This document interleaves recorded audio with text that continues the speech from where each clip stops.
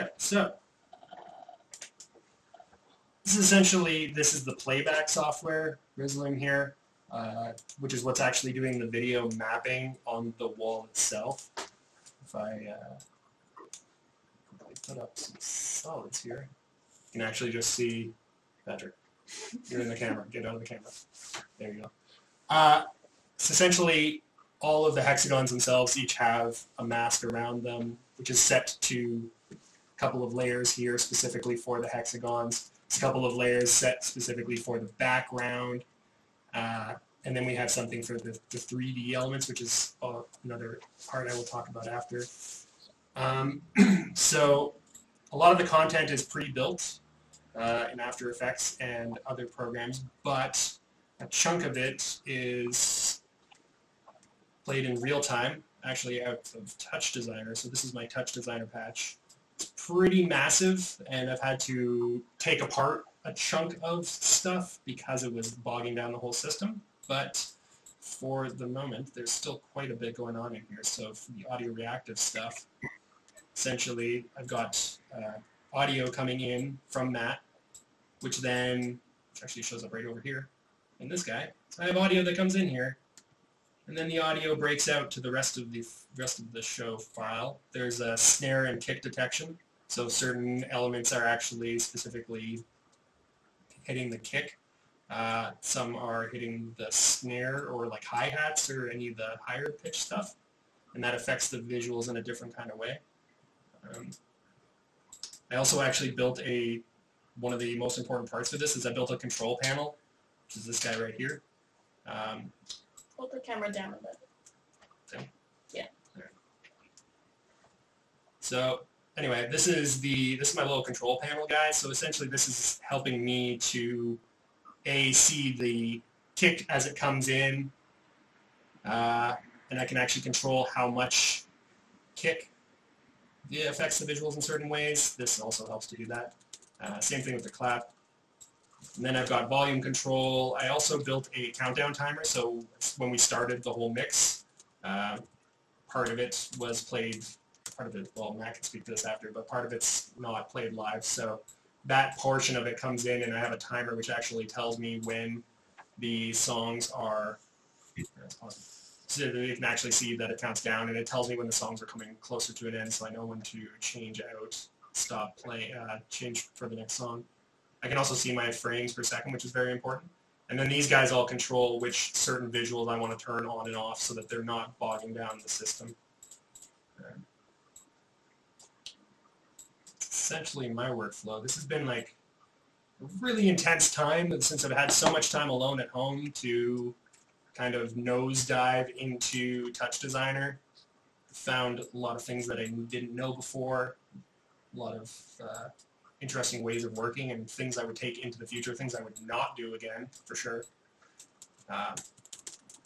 Just for instance, let's look at this. This is one of the particular visuals. As you can see, it's like a huge set of networks. We go from one to another. The audio reactive ones are not going to be reacting right now, though, because there's no audio coming in. So I can't actually show you those parts. But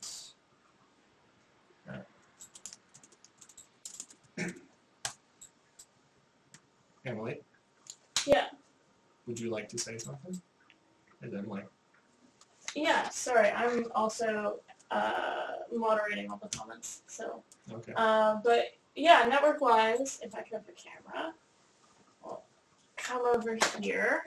So the program that we're using is going to get a little recursive, but the program that we're using to stream is called vMix, which is a really, really great piece of software. And it lets you stream to a place called Restream, which then breaks it off into Twitch and Facebook Live. And then we also have a really cool utility, oh, that's my email, a really cool utility called CleanFeed, which is fairly high quality audio only transfer across networks. We worked really hard to try and get the best quality audio that we could given that there's a lot of bandwidth being used up with everyone being in isolation, and that none of us have gigabit internet. Yeah, so, playing live from Toronto at the same time, having visuals that are here and having then to stream out from like the funneling of information from one spot to another spot and then back up to the internet is kind of crazy how much work Emily had to put into this to actually make it work as cleanly as possible. Yeah, and then we didn't have an HD camera, so we're actually using my cell phone, which is hooked up via a cool little utility called DroidCam. That lets you take advantage of your cell phone's cameras, because we were kind of lamenting that the only webcams that we had were 720p, and but everyone's cell phones are usually natively 1080, so we went with that, and it also then allowed us to have more cameras. If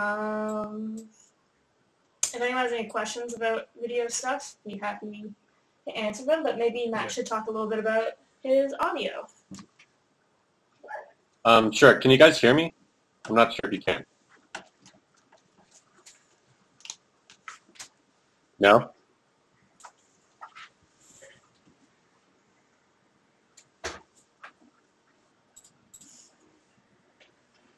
No, you can't hear me? Yep. Yes. Oh, you can? We can hear you. Okay, good. Okay, I'll just start talking then. Yeah, so... Thumbs up. Thumbs up. So this project came together very quickly, like in terms of... Oh, we can. We can hear you, Matt. I'm talking. Yes. We're good? All right, I'm talking now. Eight So- people said yes. Anyway, yeah, so this project came together very quickly in terms of like from, hey, this is something we should do to, oh, we're actually doing this. So I kind of like had to pull something together sort of as quick as I possibly could. Chip, or Andrew, I guess, whatever you call him, he was sort of like, do you have any music that I could use for this? And I was just looking through like old files and stuff, and I realized that I had all these kind of like, just like 1 to 2 minute little snippets. A lot of it I made like many years ago. Like some of it goes back to like 2012, 2013, I think. And they were just kind of like little pieces that didn't necessarily, didn't work really as standalones. Like they didn't really feel complete. But I had enough of them that I sort of thought like, well, you could kind of mix these all together and make it sort of work as just like a little mixtape, or like, you know, the kind of aesthetic where you're just like scrolling through a radio, like an old radio or something like that. So that's pretty much what I did. I guess I can't really share my screen on here to actually show what it looks like. It's pretty bare bones, and I can dispel some illusion on how much of that was live. Not actually that much. I did like sort of prearrange all of the like all of the backing tracks with like fades and sort of automation to kind of make it all work together, just as sort of a bass. And then I decided to play guitar and some bass over top of that. So the first and last pieces you heard in that were things I actually just made like literally a week ago, which had a little bit more of like kind of my own instrumentation in it. And they both had tracks where I was playing actual like bass, so I played the bass lines live for those tracks. And then everything else, that was all sort of old stuff that, like I said, I just kind of found. And I've actually lost, not the original project files, but like the samples I used. Pretty much it's all like sampled stuff. I actually just had a hard drive crap out, and I lost all of the original samples, which kind of sucks. But I at least had the exports, so I could at least work with that. Kind of just had to make do with just like the just bounces that I had. I couldn't really go back in and edit anything. So that was a bit of a challenge, but it was, you know, did what I had to do there. So yeah, so I just kind of improvised some guitar stuff over top of that. I hope it sounded kind of okay. I did like some amount of planning of like kind of generally what vibe would sound good over each part. But I did also just kind of noodle around and made some choices on the spot. I think it went all right.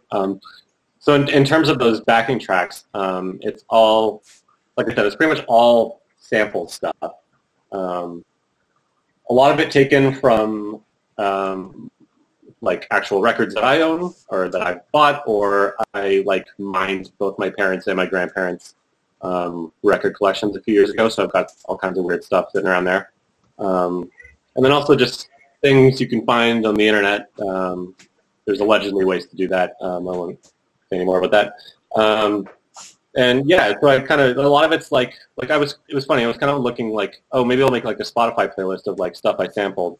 And like, I couldn't remember half of it because, like I said, I lost all the original sample files, so I don't even know what half of stuff is. And the rest of it's kind of like weird, obscure stuff. Like a lot of it's not even on the Spotify. I think I had like 4 songs in the playlist because that's all I could find. Give me 1 second here.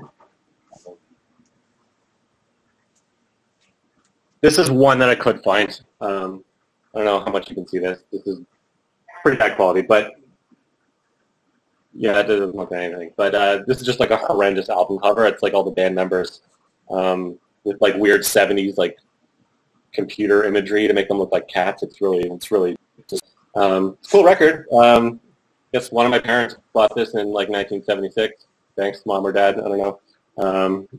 Tom Scott and the LA Express, just kind of like jazz funky stuff. And actually, I made out of this song. Chip, we lived together when I did that, and I remember, I think you came out to the living room, and I had the turntable on the desk, and you were like, "What are you doing, buddy?" And I was like, "Yeah, I just made this beat." So it's kind of cool that this all came like full circle. Actually, I made out of this song. So yeah, I don't know. I think that's pretty much it. I would show you my screen, but can't really do that. So yeah, that's kind of my end of things.